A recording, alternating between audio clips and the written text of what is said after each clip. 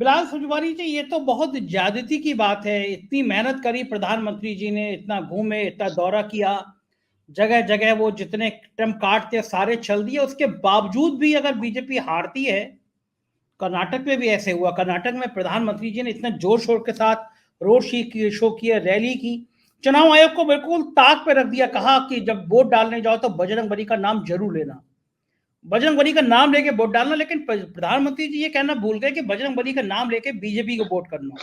लोगों ने बजरंग बली का नाम लिया और कांग्रेस को वोट कर रहा है। लेकिन बिलाल भाई, इतनी ताकत लगाने के बावजूद भी जो पहली तस्वीर सामने आ रही है उसमें भारतीय जनता पार्टी पिछड़ती हुई नजर आ रही है। कारण क्या है? प्रधानमंत्री के चेहरे का जादू खत्म हो गया। वो जादू जो सारे चुनाव जिताने की हिम्मत रखता था, क्या वो जादू चुक गया? और चुक गया, फिर 2014 में क्या संकेत मिलेंगे इसके?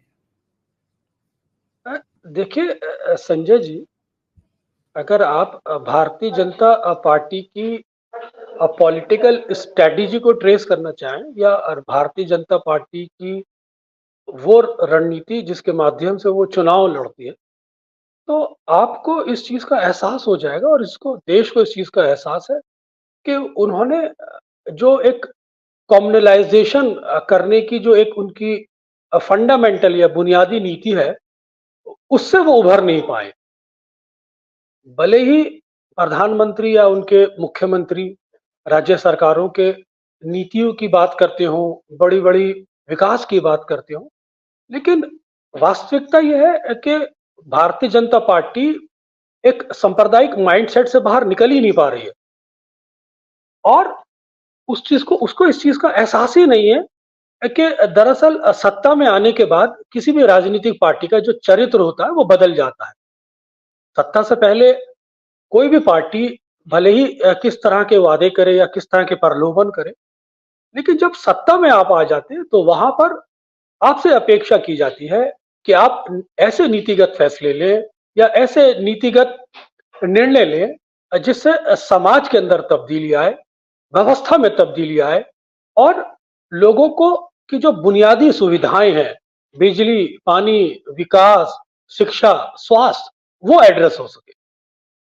पिछले काफी समय से आप ये देख रहे हैं कि देश के अंदर आज जो मुद्दे प्रासंगिक हुए हैं उसमें मुख्य रूप से बेरोजगारी का मुद्दा, महंगाई का मुद्दा, किसानों के मुद्दे और देश की अर्थव्यवस्था से जुड़े मुद्दे, कर्ज के मुद्दे, ये काफी मुद्दे आज प्रासंगिक हो गए।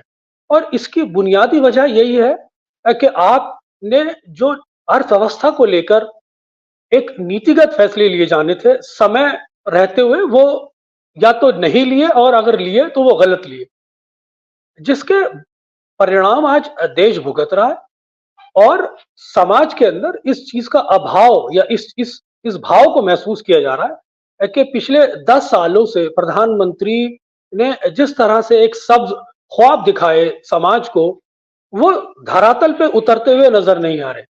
यही वो अंतर है बुनियादी तौर पर जो जनता अब समझने लगी है और जनता अपने अपने अधिकारों की बात, अपनी अपनी समस्याओं की बात या अपने मुद्दों की बात अब मन में करने लगी है और उससे संबंधित जो लोग उसको एड्रेस कर रहे हैं, खासतौर से विपक्ष के वो लोग जो उनकी बुनियादी समस्याओं को एड्रेस करके चल रहे हैं, वो उनके लिए रेलिवेंट हो गए हैं। पिछले काफी समय से आप देख रहे हैं कि लोकतंत्र के अंदर भारतीय जनता पार्टी जब से सत्ता में आई है, तरह तरह के प्रयोग किए। या तो कभी पूरे समाज को कम्युनलाइज करने की कोशिश की गई, या एक टकराव की राजनीति की गई, या संस्थानों को डिस्टेबलाइज करने की कोशिश की गई, या चुनी हुई सरकारों को गिराने की कोशिश की गई, या चुनाव आयोग की जो मर्यादाएं हैं या उसके जो नॉर्म्स है उसके धज्जियां उड़ाने की कोशिश की गई, या फिर ईडी और सीबीआई के माध्यम से राजनीतिक पार्टियों को अपने राजनीतिक हित साधने के लिए परेशान किया गया। तो कुल मिलाकर ये सारी चीजें एक नेगेटिव फीलिंग में कन्वर्ट हुई जनता के बीच में और आज एक ऐसे नेगेटिव एनवायरमेंट से या ऐसे नकारात्मक भाव से भारतीय जनता पार्टी और प्रधानमंत्री घिर गए हैं जिससे निकल पाना उनके लिए मुश्किल हो रहा है। यही वो बुनियादी वजहें हैं जिसके चलते आज प्रधानमंत्री की जो बात में दम होना चाहिए, जो भाव का प्रभाव होना चाहिए, वो समाप्त होता जा रहा है। जी आप कुछ कह रहे हैं बिलाल भाई, आप कुछ कह रहे हैं, जी बताइए बिलाल भाई। देखिए संजय भाई, अगर आप इस पूरे 10 साल की समीक्षा करें, इस प्रधानमंत्री के कार्यकाल और राज्य सरकारों की समीक्षा करें, तो आप यकीनन ये पाएंगे जो लोकतंत्र के अंदर जो मेजॉरिटी और माइनॉरिटी के अंदर एक विश्वास का जो बंधन होता है, इस सरकार ने दरअसल उस विश्वास के बंधन पर कुल्हाड़ी चलाने की कोशिश की है पूरे 10 साल। और एजेंडा हमेशा से कुछ और था, विकास तो एक मुखौटा था। बिल्कुल बिल्कुल ठीक बात है। जिस तरह से इन्होंने धर्म को दांव पर लगाया है, वहीं धार्मिक मान्यताओं को भी। हाँ बिलाल भाई, जी केपी मलिक साहब फटाइए फटाफट आप समय। संजय जी देखिए, मैं थोड़ा यहाँ शेखर जी की बात से जवाब देना चाहता हूँ। इन्होंने बहुत लंबा चौड़ा विश्लेषण अपना बताया तेलंगाना का। मेरा मानना यह है कि तेलंगाना में जो स्थिति है वो आप शहरी क्षेत्रों की और हैदराबाद की बात करते हैं, बहुत ही जड़ें गड़ी हुई हैं केसीआर की गांव में और किसानों में। किसान उसको बहुत लाइक करते हैं क्योंकि बहुत सारी योजनाएं उनकी चल रही हैं। और जरूर कांग्रेस के राज में तेलंगाना बना था, लेकिन तेलंगाना बनाने का श्रेय केसीआर को जाता है। दूसरी बात यह है कि या तो कांग्रेस ऐसा कर ले कि पूर्ण बहुमत में आ जाए। पिछली बार भी अगर हम 2018 में याद करें, कांग्रेस की अच्छी सीटें आई थी, लेकिन तमाम विधायक केसीआर के साथ चले गए थे। एक बात यह है। दूसरी बात यह है कि इन्होंने जो मध्य प्रदेश की बात की है, मध्य प्रदेश में अब इनका बताइए, जो केंद्रीय मंत्री हमारे नरेंद्र सिंह तोमर जी हैं, ये गए हैं। अब अगर बाय द वे ये विधायक का चुनाव जीत जाते हैं और सरकार कांग्रेस की बन जाती है तो ये क्या करेंगे? और चुनाव नहीं जीतते हैं तो क्या करेंगे? बिल्कुल ठीक कह रहे हैं। इस बीच में रोचक बात यह है कि इन चुनाव में बहुत बहुत अच्छी चीजें नजर आ रही हैं। मायावती ने एक ट्वीट किया है थोड़ी देर पहले।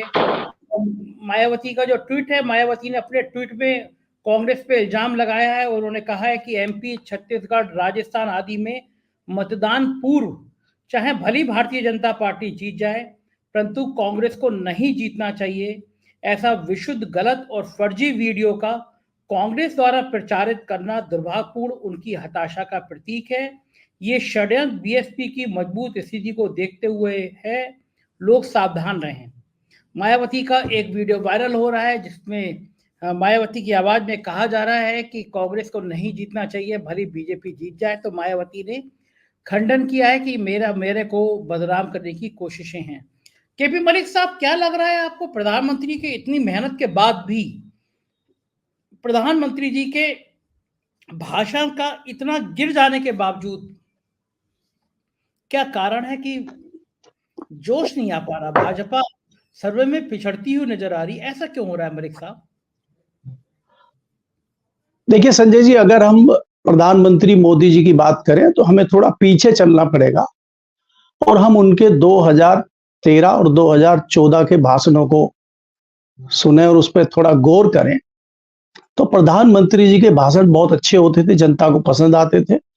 और प्रधानमंत्री जी लगातार लोगों को उम्मीदें जताते थे कि मैं गुजरात मॉडल पूरे देश में लेके आऊंगा, 2 करोड़ रोजगार हर साल दूंगा, 15 लाख रुपए वापस आएंगे। उसी का नतीजा था कि लोगों ने भरपूर समर्थन भारतीय जनता पार्टी को दिया था।